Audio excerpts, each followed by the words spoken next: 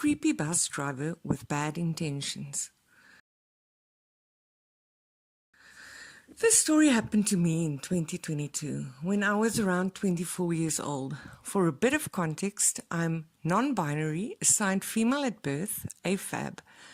But let's say I look very feminine.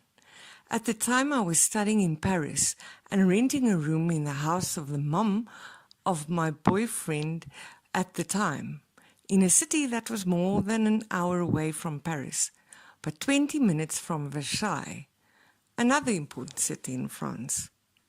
It was in winter, during a school break I think, and I was going out in Paris to see a long-time internet friend for the first time.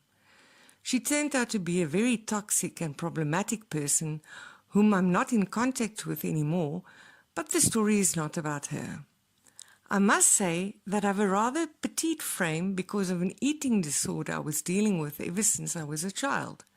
And I've always looked much younger than my age. Even these days I need to show my ID when I want to buy alcohol. On the day of my encounter with my friend, I was dressed casually with a skirt. Our encounter went very well, but since I lived far away and planning to go to my boyfriend's house later, I had to leave before midnight because the public transportation would become scarce after 10 p.m. and I had around 2 hours of transit to get there.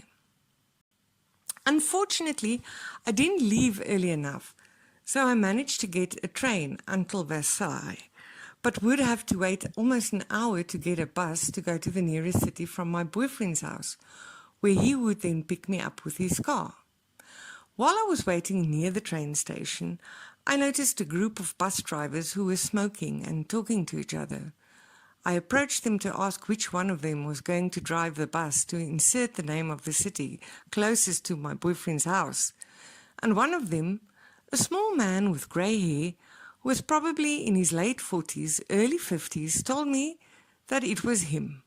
He noticed my skirt and said that I must be freezing, so he offered me to go heat myself in the bus and wait there until the time of the departure. I gladly accepted, as I was indeed freezing, and while he was walking me to the bus, which was parked in a very dark corner with no lights, he got very close to me and started to act very familiar with me, asking me about where I live and where I was going to and such. I was feeling uneasy and uncomfortable, but I was raised to be polite, and I've always been a people pleaser, so I answered all his questions with as little details as possible until we reached the bus. He opened the door for me, and while all my instincts were screaming me to not go in that bus, I ignored them and got in anyway. I sat in front of the bus where there was a bit of light, but mind you, I am black, and even in the dark it would have been very difficult for anyone to see me. Beside from the outer bus drivers who saw me leave with the driver, no one knew I was in the bus. Anyway, the second I got in the bus, things got even weirder.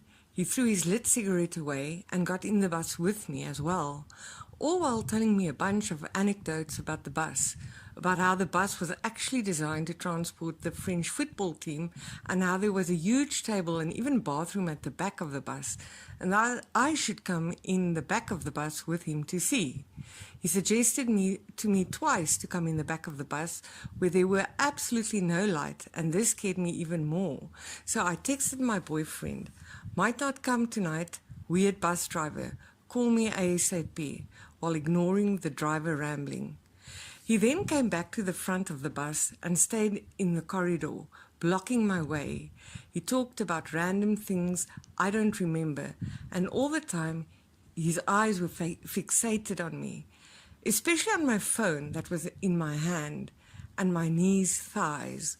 All the time I was praying for my boyfriend to see my message and call me, and when he finally did, I breathed a sigh of relief. The driver must have seen the face of my boyfriend on the screen of my phone, because he took a step back and told me that he was going to smoke another cigarette outside. I answered my phone and told my boyfriend everything that was going on while looking out the window to keep an eye on the bus driver. When he was far enough, I ran to get out of the bus, only to discover in shock and horror that he had locked the door. I was trapped in that bus, and no one knew where I was, except my boyfriend, the creepy bus driver, and the other bus drivers who saw me leave with him. Still on the phone with my boyfriend, I went back to where I was previously sitting and saw through the window that the creepy bus driver was coming back. When he saw me on the phone, he left and locked the bus again. He did this circle back and forth a total of 3 times, locking the bus behind him every time. But the last time he stayed near the bus. So I hung up with my boyfriend and decided to text him instead. At some point, I sat on another seat to keep an eye on the creepy bus driver, and through the window I saw and heard an elderly woman who asked him if his bus was going to the city nearest to my boyfriend's house, and he deliberately lied to her, telling her that it would be another bus. At this point, I was freaking out, frantically texting my boyfriend that I was going to die, that the bus driver would do terrible things to me, then kill me and throw my body away. It was at this moment that the bus driver went back in the bus and locked the door again. We were supposed to leave in less than 10 minutes, and suddenly something finally snapped in my brain. I got up, trying to maintain a calm appearance, and lied to him about how I need to go back to the train station to go to the bathroom. He told me that there were bathrooms in the bus. Then I lied again, saying that I needed some snacks from the vending machine. He hesitated and finally accepted to let me go. But before he did so, he pretended twice that the button to open the doors wasn't working. And at this point, I didn't care about hiding my distress anymore. I told him that if he couldn't open the door, I'd pick the emergency hammer to break the door, and suddenly the bus button was working again. I bolted out of the bus and took the deepest breath of cold, fresh air I've ever taken. I've never been in prison, but I imagine that this is what it feels like to be released from prison. I then ran up to the train station, hid behind a vending machine, and when I finally felt safe, I bursted into tears. I called my boyfriend back, and he told me that he called his sister who lived in Versailles so that a boyfriend would come and pick me up. While I was trying to calm myself, guess who I saw coming to the train station? The creepy bus driver. He was acting like he was looking for something, or rather, someone, and that was likely me. I held my breath and waited for him to leave, and then cried some more because I realized at that moment that I was his prey, and I was right about his bad intentions. Finally, the boyfriend of my boyfriend's sister came and took me back to where I lived, and I couldn't sleep that night or the following days. My insomnia worsened. I made a signaling to the bus company, but since he wasn't a usual driver for them, nothing was done, and I didn't even receive an answer. I'm very grateful for everyone who helped me that night, and I know it has been said before, but let me say it again as a reminder. Trust your guts. Trust your instincts. They're never wrong. Also, fuck being polite with creeps that make you feel uncomfortable, unsafe, or uneasy. Thank you for your time and attention.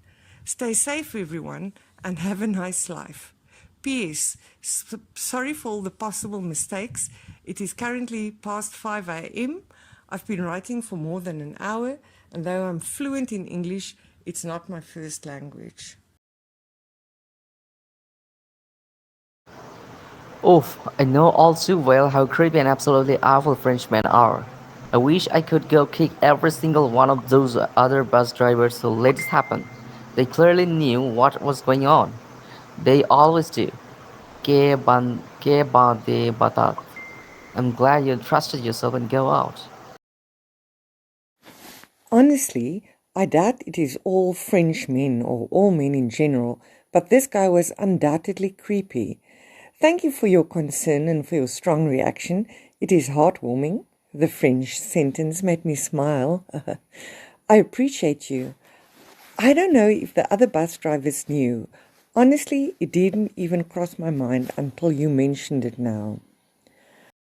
It's not all men, sure, but it's enough that nearly every post on this sub and others like it involve men being inappropriate, creepy, violent, or all three. And that's an important thing to point out. Je suis heroine. Those je me connais niveau make lofis. I'm more concerned why none of those other bus drivers said anything, and why didn't immediately bolt for stepped in when that old lady was there. Hope that dodgy old man dies a terrible death for harassing late night customers.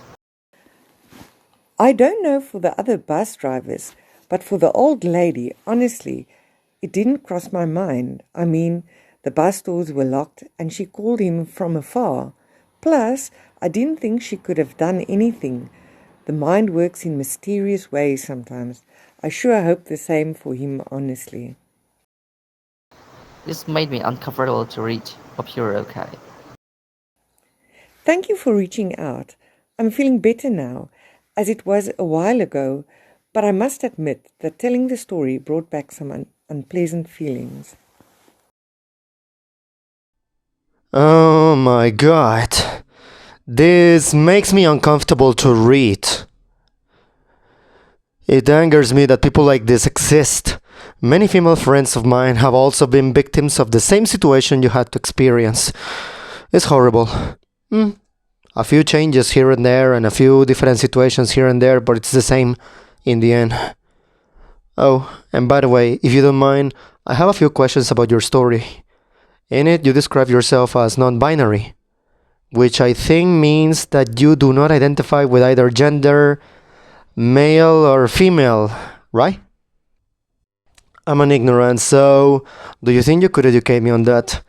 My question is, first question is, what does being non-binary entail? Explain as much as you wish. I will eagerly read or listen to whatever you have in mind to write.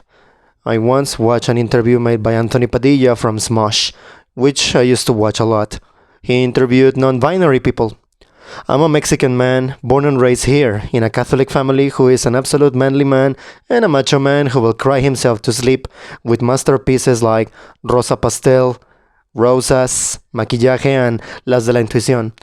They are in Spanish, so you should check them out. These songs are sung by mostly women, female singers, and one could say they are women-oriented and gynocentric, if you will. There is friendly irony in my comment because these are songs about love, romance, femininity, and things not typically associated with manhood and manliness. However, being truly manly means just loving your family, being a provider, and not shaming your boy if he wants to do ballet or if he wants to play with dolls. Even better, if he wants a purple lunchbox, that's alright. Colors are gendered so often and so pointlessly. Oh, of course I'll explain this. Non-binary is a broad term that encompasses all gender identities that are outside or beyond the usual binary gender norms, i.e., other than cisgender woman, born woman and identifying as such, and cisgender man, born man and identifying as such. I personally believe that gender is a spectrum. There are days when you feel more feminine or masculine than others, and days when you feel like both, or even none. In my case, I identify as none, agender, which means that I don't particularly feel man or woman, and I don't understand the concept of manhood or womanhood, as they don't make sense to me. There are plenty of ways to be a man or a woman, depending on the cultures and such, but it is such a deep debate, I wouldn't want to bother you with all the details, and I will try to stick to the context of your questions. That comment is so fantastic. Good one. I'm rather carefree with my manliness. I will slap, kick, spank, and even flirt jokingly with my best friend, my best male friend, who happens to be homosexual. He's taller than me, by the way. But the line that won't be crossed ever is Kissing, of course, because I am not attracted to the people of my own gender. And by the way, my other question is, you said that English is not your native language. Which is it? If you don't mind telling. I'm Mexican, so let that be a clue. And sure, I can repeat this. I'm French and living in France, but from African descent.